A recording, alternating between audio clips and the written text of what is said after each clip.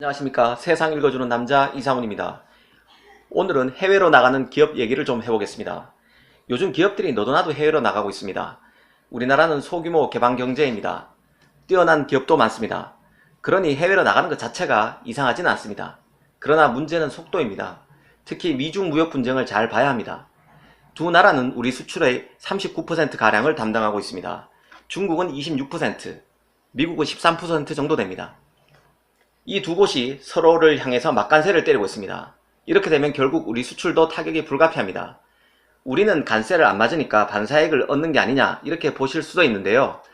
이것보다는 우리는 더 피해가 더 클 수 있습니다. 우리는 중국에 주로 부품 등 중간재를 수출하고 있어서 중국산 제품에 미국이 간세를 매기게 되면 결국 미국 소비자들이 중국 제품을 외면하게 되고 결과 우리의 중국으로 향한 중간재 수출도 줄어들 수 있습니다.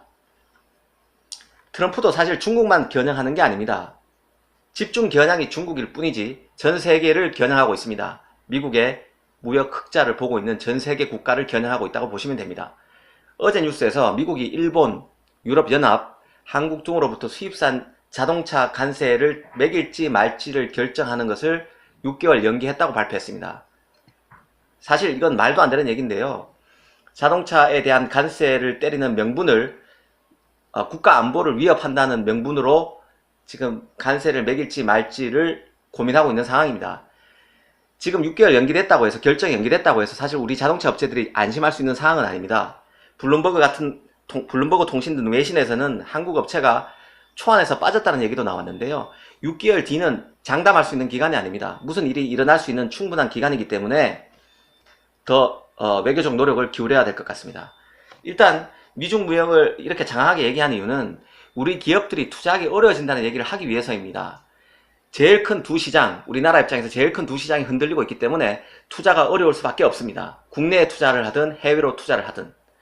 실제로 투자 부진은 지표로 확인되고 있는데요. 올 1분기 설비 투자의 경우에 10.8% 감소했습니다. 이게 전분기 대비입니다.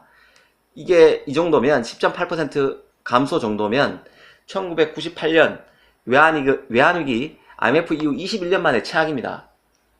그런데 유의하게 봐야 될 게 바로 해외 직접 투자인데요. 해외 직접 투자는 역대 최대를 기록했습니다. 지난해 기준으로 478억 달러나 됩니다. 10년간 해외로 빠진 순투자 규모도 255조 원이 됩니다. 255조 원이나 됩니다.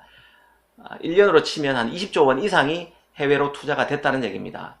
어렵다고 하면서도 국내는 외면하고 다들 다 해외로 나간다는 얘기인데요. 그럼 왜 기업들이 한국 투자를 줄이고 해외로 나가는지 한번 따져보겠습니다. 첫 번째, 이건 냉정한 얘기인데요. 우리 제조의 린치핀이 이미 해외로 넘어갔습니다. 가전업종의 경우만 해도 생산축이 해외로 넘어간 지 오래됐습니다. TV의 경우 해외 생산 비중이 97.3%입니다. 이게 2016년도 기준이니까요. 지금 2018년도 작년 말 기준으로 하면 한 98에서 99 정도까지 오지 않았을까 싶습니다. 그러니까 삼성이 TV를 만든다고 쳤을 때 2대에서 3대 정도만 한국에서 만들고 나머지 97대에서 98대는 다 해외에서 만든다는 얘기입니다. 휴대폰은 93%, 냉장고는 80.7%가 해외에서 만들고요. 세탁기도 80%가 해외에서 만듭니다. TV 경우 2008년만 해도, 지금부터 10년 전이죠. 2008년만 해도 해외 생산 비중이 87.3%였습니다. 그러니까 100대 중에 87대가 해외에서 만들고 나머지 13대가 국내에서 만들었다는 얘기인데 지금은 97대, 98대가 해외에서 만들고 단 2대만 한국에서 만든다는 얘기입니다. 휴대폰, 냉장고, 세탁기 같은 경우는 해외 생산 비중이 모두 50% 정도에 불과했었습니다. 근데 지금은 93%, 80% 정도가 됐죠. 2007년도에 삼성전자가 사우스캐롤라이나 주에 3억 8천만 달러를 들여서 가전 공장을 지었고 LG 같은 경우도 세탁기 공장 외에 미시간의 전기차 부품 공장, 뉴저지에 신사하고 지었습니다. 해외 거점으로 다 그 생산이 넘어갔기 때문에 이럴 수밖에 없는 상황이 된 거죠. 다른 업종도 비슷합니다. 제조업이 사실 두 개로 나눠볼 수 있는데요. 조립제조업, 장치제조업이 있습니다. 조립제조업 같은 경우는 아까 전에 얘기했던 TV나 휴대폰 같은 경우죠. 인건비가 너무 비싸기 때문에 조립제조업은 이미 해외로 갔고 상대적으로 장치산업 같은 경우는 인건비 부담이 덜하기 때문에 사람을 채용을 덜 하니까요. 설비 투자를 많이 하지만 상대적으로 해외 생산 거점이 낮았지만 최근에 석유화학 같은 경우도 15% 정도의 물량을 밖에서 만들고 있습니다. 철강은 7.7, 자동차는 52.4, 아직 낮네 생각할 수 있는데요. 이게 2-3년, 한 4-5년 전만 해도 이거의 절반도 안 됐었습니다. 그러니까 상당히 많이 올라온 거죠.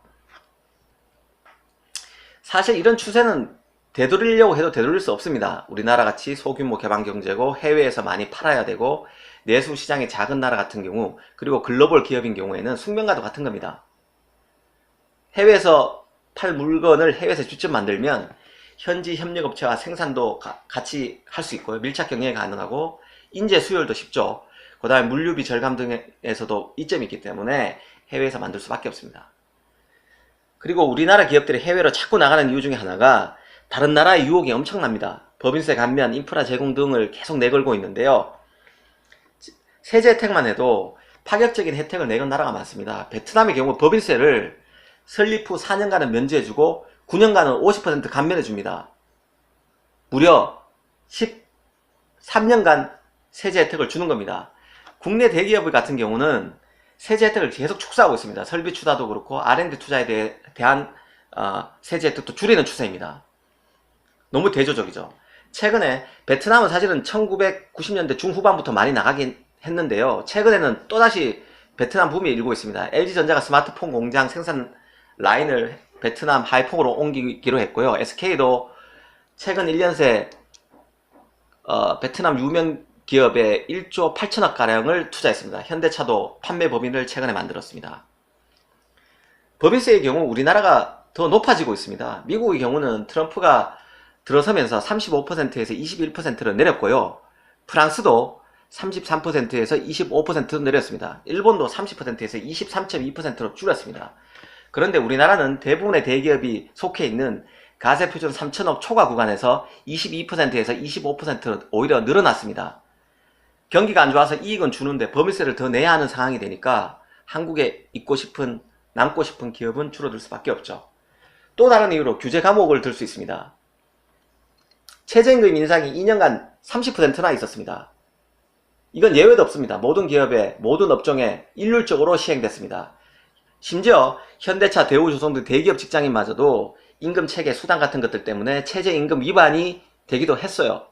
그런데 이쪽은 또 노조가 강하다 보니까 최저임금 인상 관련 해결할 수 있는 어떤 그 수당 같은 것을 노조가 쉽게 오케이 해줄 리가 없죠. 이런 일들을 사실 정부가 키워왔습니다. 주당 52시간, 생산 라인 공개 등을 주 내용으로 하는 산업안전법, 계열사 일감 몰아주기를 제재하는 공정거래법, 투기 자본의 소송 가능성을 높여주는 상법 개정안 등이 모두 이 정부에서 추진하고 있는 것들입니다. 기업 입장에서는 골치가 아플 수밖에 없습니다. 또 최근 기업들의 해외 행해는 통상 압력을 피하기 위한 목적도 있습니다.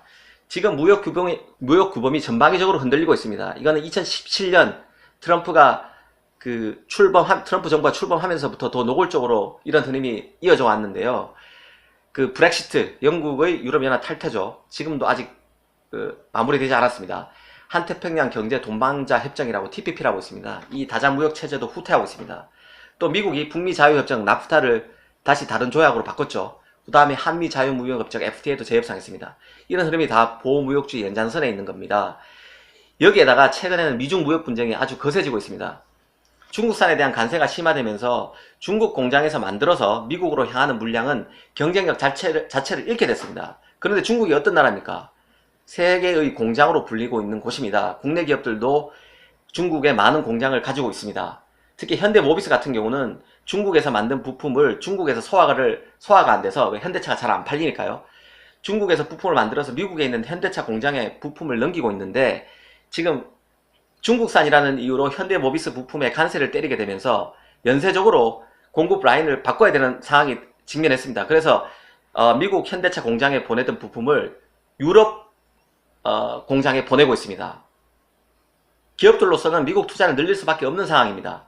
특히 현대모비스 사례에서 보듯이 공급 구조에도 균열이 와서 골머리가 아플 수밖에 없습니다. 마지막으로 기업몰이도 여전합니다.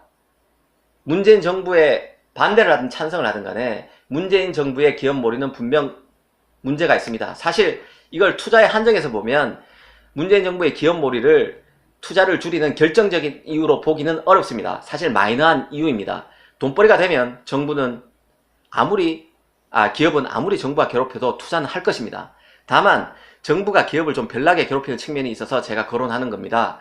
삼성의 경우에 국정농단 사태, 노조와의 삼성바이오로직스와 관련된 해계 논란 등과 관련해서 지난해부터 1년 5개월 지금까지 검찰의 압수수색만 21차례를 받았습니다. 한 번만 받아도 어리 나간다는 압수수색입니다. 21차례 받았으니까 제대로 일을 할 수 없었겠죠. 제게선 집착에 가깝다는 우려마저 나옵니다. 사실 국정농단 관련해서 압수수색을 하든 노조와의 관련해서 압수수색을 하든 해계 논란 관련해서 압수수색을 하든 결국에는 이재용 부회장으로 경영권이 잘못 넘어갔다. 이거를 본질로 잡고 지금 이런 문제에 대해서 지금 딴죽을 걸고 있는 겁니다.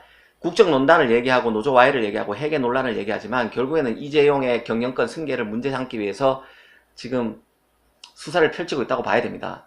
왜냐하면 삼성에 반대하는 쪽이 이 정권의 가장 강력한 우호 집단이기 때문입니다.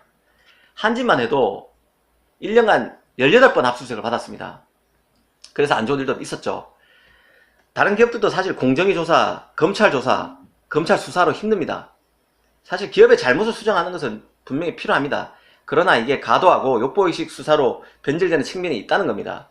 특히 제가 우려하는 부분은 내년 총선이 걱정입니다. 내년 총선과 맞물려서 대기업을 적폐로 상정한 문재인 정부의 먼지 트래식 압박이 일어날 가능성이 농후합니다. 특히 패스트트랙과 연관해서 지금 검찰과 경찰의 수사권 조정이 이슈가 되고 있는데요. 정권으로서는 경찰과 검찰에 기업 비리 캐기를 노골적으로 요구할 수도 있습니다. 검경 수사권 조정을 지렛대로 검찰과 경찰의 충성 경쟁을 유도한다는 의미입니다. 삼성의 운명이 어떻게 될지 사실 지금 예측이 쉽지 않습니다. 여기에다가 국민연금까지 수익률 제고보다는 의결권 행사를 통한 기업 길들이기 수단으로 활용되고 있는 측면이 있습니다. 국민연금이 뭡니까? 국민의 노후돈입니다. 노후를 위해서 살아가야 될 돈을 젊었을 때부터 내서 나중에 늙으면 은퇴해서 받으려고 만든 게 국민연금이에요. 제일 중요한 건 수익률입니다. 수익률 제고를 위해서 뛰어야 되는데 수익률을 높이기 위한 투자 회의는 거의 하지 않고 의결권 행사 관련 회의만 하고 있다는 비판이 나오고 있는 상황입니다. 특히 경제가 급속도로 악화되고 있음에도 문재인 대통령의 경제 인식을 보면 딴 나라에 있다는 생각이 들 정도입니다. 알면서도 정치적 필요 때문에 문재인 대통령도 알고 있을 거라고 봅니다. 총선 승리 때문에 그렇게 끌고 가고 있을 것으로 저는 보고 있는데요. 만약 한국 경제의 펀더멘탈이 지금 정권의 막무가내식 경제 인식을 떠받쳐 줄 정도가 된다면 다행이지만 만약 그렇지 못하게 된다면 우리나라는 큰 홍역을 치를 수도 있습니다. 다시 한번 IMF에 준하는 파국을 맞을 수도 있다는 얘기입니다. 제발 그렇게 되지 않기를 바랍니다. 감사합니다.